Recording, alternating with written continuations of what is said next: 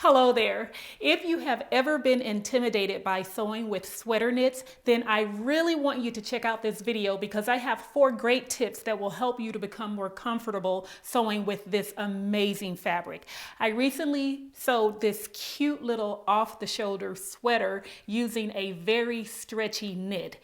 And because of the 4 tips that I'm going to share with you today, I was able to wear this sweater for an entire day. I didn't get any droopy shoulders. I didn't get any sagging seams, no waves or fabric stretching out of place. So if you want to learn how to sew with sweater knit and prevent it from stretching out of shape during the process, then keep watching. We're going to jump right into it. First, I want to give you some pattern and fabric information. I used Vogue 1835 to sew my sweater, and I sewed View B with the long sleeves. This is a very simple, easy to sew pattern, so I do recommend it for beginners. If you have basic sewing knowledge, you will be able to sew this up with no problem. And then the fabric I used is this very stretchy 100% nylon that I picked up from Joann Fabrics. It's very soft and fluffy, and it gives me the feel of cashmere, so it feels nice and rich and soft on the body. Now, if you are a new beginner, I do not recommend working with this particular fabric. Even though I'm going to share the 4 tips that you can use to help prevent the fabric from stretching out of shape when you're working with sweater knit, I recommend as a new beginner that you stick with a sweater knit that is no more than 35% stretch. And that's the suggestion that they give on this particular pattern envelope. Then as you gain more experience, you can venture out into using fabrics with more stretch. Now let's get into the tips. Tip number 1, make sure that you cut your fabric on a single layer. So when you go to lay out your fabric on your cutting surface, make sure that you are placing the fabric with the right side facing up. Now I know when you're using sweater knit, usually both sides look the same, but there are some instances where there is a right and a wrong side. So make sure that the right side is facing up, and then also make sure that your fabric is not hanging off the edge of the table. If you allow the fabric to hang off the edge of the table, then your fabric pieces will become distorted after cutting because of the weight that is being placed on that fabric and the stretchy nature of knit fabric. You're going to get more stretch if you allow that to hang off of the edge of the table. So make sure that it's puddled up on the table if it's longer than your cutting surface. Make sure that that fabric is puddled up on the table. You can see in the picture here how I have that fabric on the side hanging or puddled up on the table. So make sure that you keep it on the table. Next, you want to anchor your pattern pieces onto your fabric using some type of pattern weight instead of pins.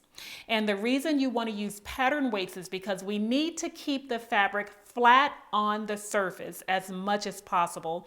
Pins will raise the fabric from the surface just a tiny bit, so you want to alleviate that and keep the fabric flat on the table. If you don't have designated pattern weights, then you can use anything around your house that has weight to anchor the pattern pieces onto your fabric.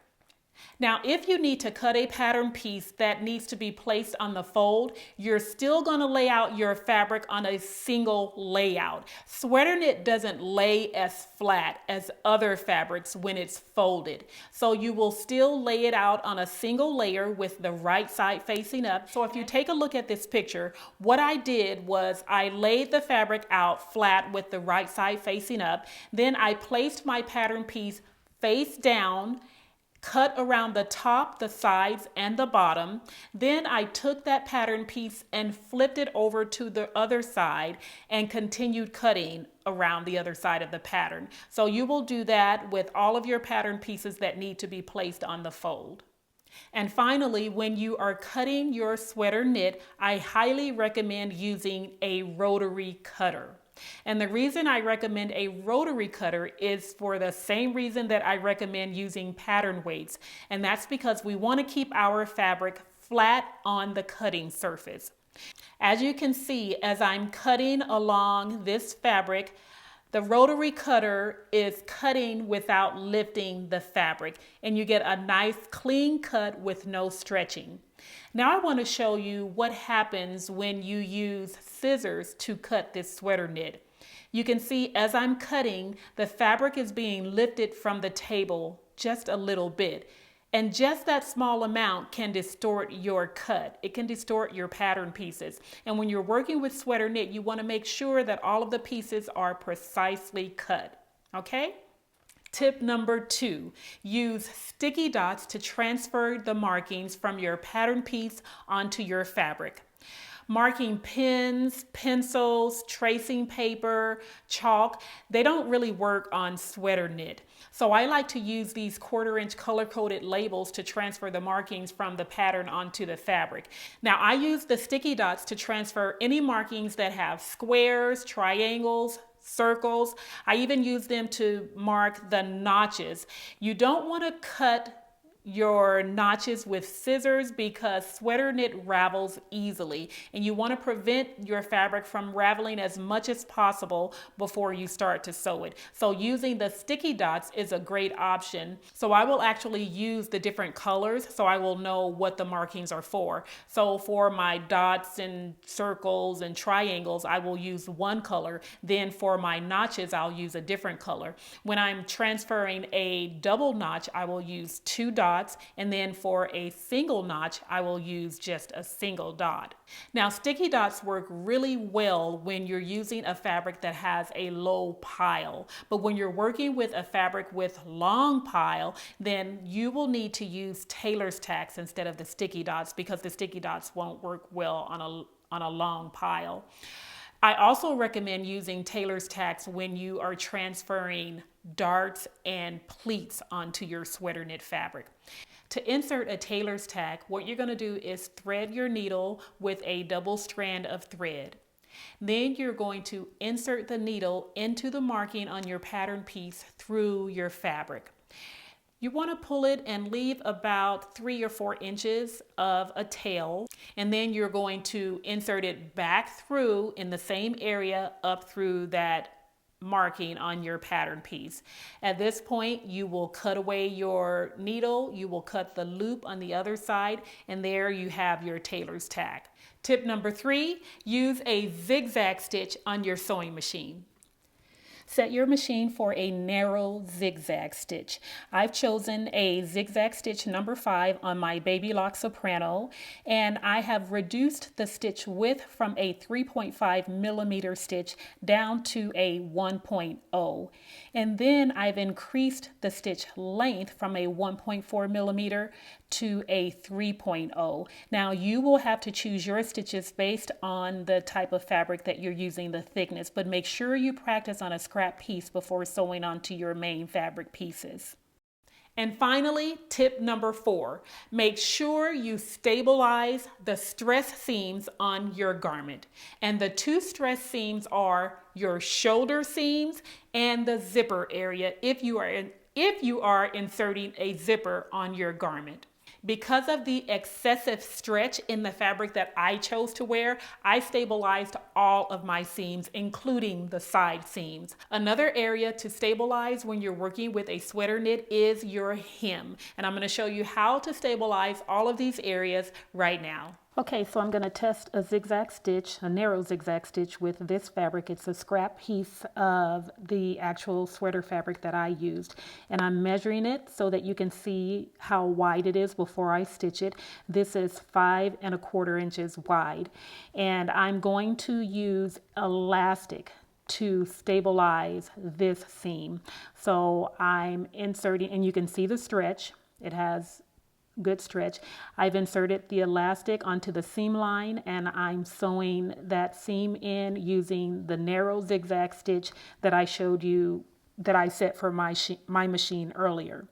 So after I complete sewing the stitch, I'm going to measure it again, and as you can see, it's still 5 1/4 inches long, and then it has a good amount of stretch. So, and you don't see any waving in the fabric there. So the elastic is perfect for stabilizing. Now I'm going to sew on the other end, but I'm not going to stabilize because I want you to see the difference when you don't stabilize. So this one is 5¼ inches long also.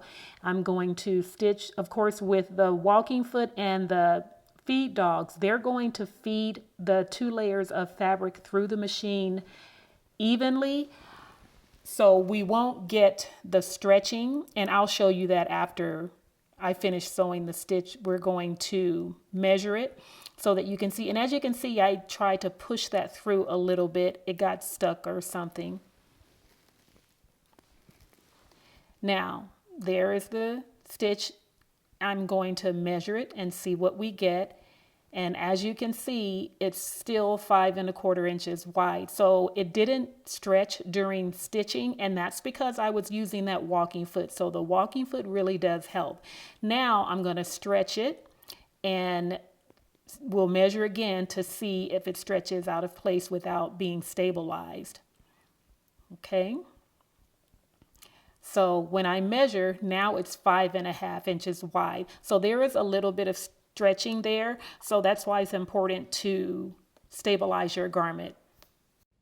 When sewing your sweater knit, you want to make sure that you're using either a jersey needle or a stretch needle, and you want to pick the size based on the thickness of the fabric that you will be using. Now, when you get ready to sew your pieces together, if you're using a fabric that has a tighter weave, you can use straight pins or ballpoint pins. But if your weave is too large, then you can use these wonder clips, and they will hold your fabric pieces together just the same. Now, very important, when you take your fabric to the sewing machine, you want to make sure that it's not hanging off the table. You see how this is puddled up on my table? That's what you want to do, the same as what I showed you at the cutting table. And as I'm sewing, I'm going to hold the fabric up onto the machine so that it's not hanging down. Like now it's hanging down off the table. That's not good because as you sew, it will stretch. So I'm puddling it up on the table, and to make sure that when you have larger pieces, you can puddle it over to the left side. Okay, and then I will be holding that fabric up, and you can see that I'm sewing in a stabilizer, and this time I'm using stay tape. And as I sew, I'm holding that fabric with my right hand while I stabilize with my left hand. Now you may need to use pins or wonder clips, but whichever method you use, just make sure you're not allowing that fabric to hang down and be pulled by the presser foot.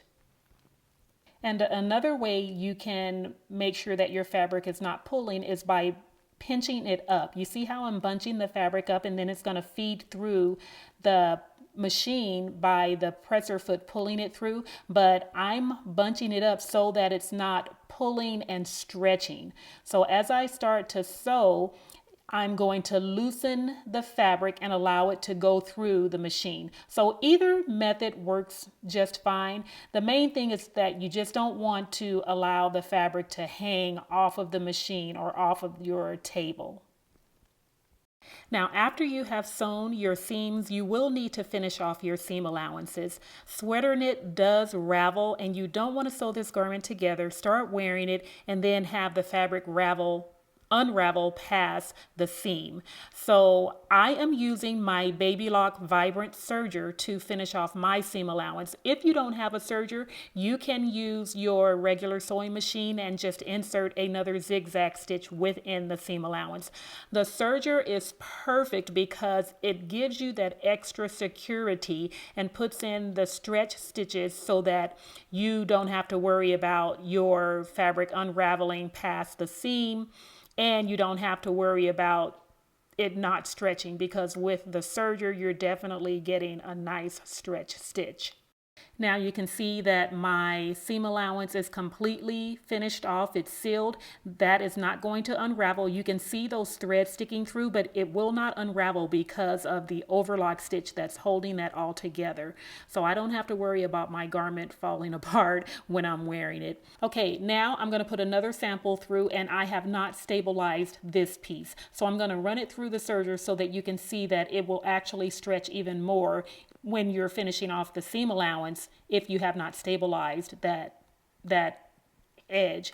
Now, if you're wondering, can I sew my sweater with the serger? Yes, you can. I would not recommend it, but if you want to do that, you would just have to play around with the differential feed to get it to a setting that is not going to stretch your fabric. I prefer sewing it with a regular sewing machine. Now you can see there that it did stretch out a little bit more.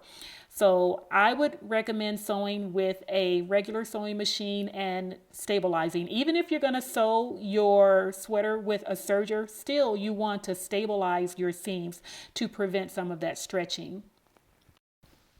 Now let's talk about hemming. So I have folded over my hem allowance and I have stabilized the hem allowance with knit interfacing. Now the particular fabric I'm using does not allow for pressing, but I cheated. Make sure you don't do that. So I'm going to measure the width and we have 11.5 inches wide. So now we're going to take it over to the sewing machine. And we're going to sew. I'm using my Baby Lock Euphoria cover stitch machine. And this machine is excellent for hemming knits or any type of fabric, but especially for knits. So I'm going to use the same technique. I will be holding the fabric up off of the machine and off of the table, making sure that the fabric is puddled onto the table and not just hanging down. So you see, I'm going to hold it up, and as I begin to sew, I'm just going to allow the presser foot to feed the fabric through the machine, and we're going to measure after I finish the seam to see if we got any stretching on this stitch. And there you can see it has been sewn in on the front, and then there's the back. We have a nice clean finish. And as you can see, we have a good amount of stretch on this fabric. So when we're wearing the garment, it will stretch where we need it to stretch and we won't have any seams popping. So now let's go and measure this piece. So there you have it, 11.5 inches wide. Well, that's it for today. Thank you so much for watching. I do hope that you have found these 4 tips for sewing with sweater knits useful and that they've given you some confidence to try it for yourself. If so, please leave a comment down below, or if you have questions, feel free to ask them in the comments section below. Also, I have written a blog post on my blog, and I'm linking to that in the description box below this video. Before you go, make sure you take a look at this footage of me wearing the sweater. And before I go, I want to send a huge shout out and thank you to Baby Lock for sponsoring this video. I'll see you guys next time. Bye-bye.